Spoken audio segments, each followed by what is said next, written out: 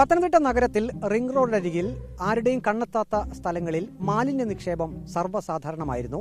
ഇത് തടയുന്നതിനായി പത്തനംതിട്ട നഗരസഭ പ്രത്യേകം ഫണ്ട് ഉപയോഗിച്ചുകൊണ്ട് നിരീക്ഷണ ക്യാമറകൾ വാങ്ങിയിരുന്നു. ആ നിരീക്ഷണ ക്യാമറകൾ റിംഗ് റോഡരികിലെ പലയിടങ്ങളിലും സ്ഥാപിച്ചിരുന്നു. ഇപ്പോൾ അത്തരത്തിലുള്ള ഒരു നിരീക്ഷണ ക്യാമറയുടെ ഒരവസ്ഥയാണിത്. ഈ സ്ഥലം എന്നുള്ളത് അബാൻ മേൽപ്പാലത്തിൻ്റെ അപ്രോച്ച് റോഡാണ്, അതായത് സർവീസ് റോഡാണിത്.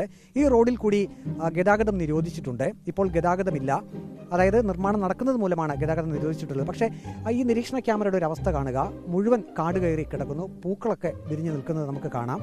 ഇപ്പോൾ ഇതിനെതിരെ കോൺഗ്രസ് പരാതിയുമായി വന്നിട്ടുണ്ട്. ഇപ്പോൾ നഗരസഭയുടെ പ്രതിപക്ഷ നേതാവ് ജാസിം കുട്ടിയാണ് നമ്മോടൊപ്പം ഉള്ളത്. അങ്ങ് പാർലമെന്ററി പാർട്ടി ലീഡർ കൂടിയാണല്ലോ. ഈ ഒരു വിഷയത്തിൽ ഇപ്പോൾ കോൺഗ്രസിൻ്റെ ഒരു പ്രതിഷേധം എന്താണ്?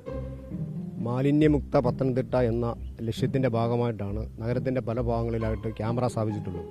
നഗരസഭാ കൗൺസിലിൽ ഈ വിഷയം ചർച്ച ചെയ്യുകയും ഒറ്റക്കെട്ടായിട്ടെടുത്ത തീരുമാനത്തിൻ്റെ അടിസ്ഥാനത്തിലാണ് മാലിന്യം തള്ളുവാൻ സാധ്യതയുള്ള മേഖലകളിൽ ക്യാമറ സ്ഥാപിക്കുക എന്നുള്ളത്. പക്ഷെങ്കിൽ സ്ഥാപിക്കപ്പെട്ട ക്യാമറകൾ പലതും ഇന്ന് പ്രവർത്തനരഹിതമാണ്. ഇത് ആവശ്യമായ മോണിറ്ററിംഗ് സംവിധാനം നഗരസഭയുടെ ഭാഗത്തുനിന്ന് ഉണ്ടാകുന്നില്ല.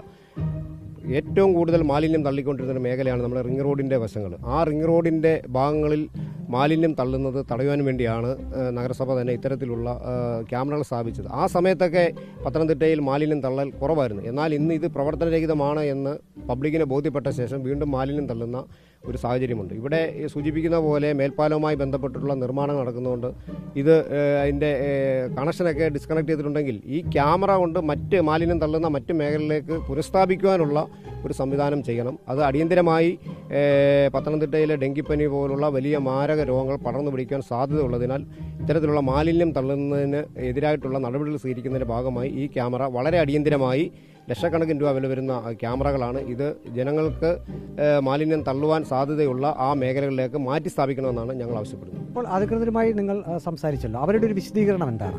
അവർ പറയുന്നത് ഇത് മേൽപ്പാലവുമായി ബന്ധപ്പെട്ടുള്ള പ്രവർത്തനം കാരണം അത് പ്രവർത്തനരഹിതമാണെന്ന്. അത് വളരെ നിസ്സാരമായിട്ടാണ് അവർ പറയുന്നത്. അത് മാറ്റി സ്ഥാപിക്കുന്നതിന് വലിയ ചിലവുള്ള കാര്യമൊന്നുമല്ല. നഗരത്തിൻ്റെ പല ഭാഗങ്ങളിലും മാലിന്യം തള്ളുന്ന മേഖലകളുണ്ട്. അവിടേക്ക് ഇത് അടിയന്തരമായി മാറ്റി സ്ഥാപിക്കണം എന്നുള്ളതാണ്. ഇല്ല എങ്കിൽ ഇതുമായി ബന്ധപ്പെട്ടിട്ടുള്ള വിഷയങ്ങൾ നഗരസഭാ കൗൺസിലിൽ ചർച്ച ചെയ്യുകയും അതുമായി ബന്ധപ്പെട്ടുള്ള തുടർ നടപടികളിലേക്ക് ഞങ്ങൾ പോവുകയും ചെയ്യുകയാണ് പറയാനുള്ളത്. ജനങ്ങളുടെ നികുതിപ്പണം ഉപയോഗിച്ചാണ് ഇത്തരത്തിലുള്ള നിരീക്ഷണ ക്യാമറകളൊക്കെ ത്രിതല പഞ്ചായത്തുകളൊക്കെ സ്ഥാപിക്കുന്നത്.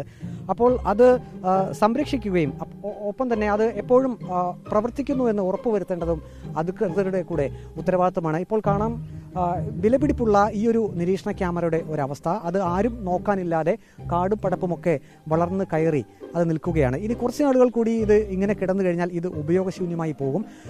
ഇപ്പോൾ കോൺഗ്രസിൻ്റെയും ഇപ്പോൾ പ്രതിപക്ഷത്തിൻ്റെയും ഒക്കെ ഒരു ആവശ്യമെന്നുള്ളത് ഈ നിരീക്ഷണ ക്യാമറ അത് മറ്റ് ഏതെങ്കിലും ഒരു സ്ഥലത്തേക്ക് മാറ്റി സ്ഥാപിച്ച് പ്രവർത്തനക്ഷമമാക്കണമെന്നുള്ളതാണ്.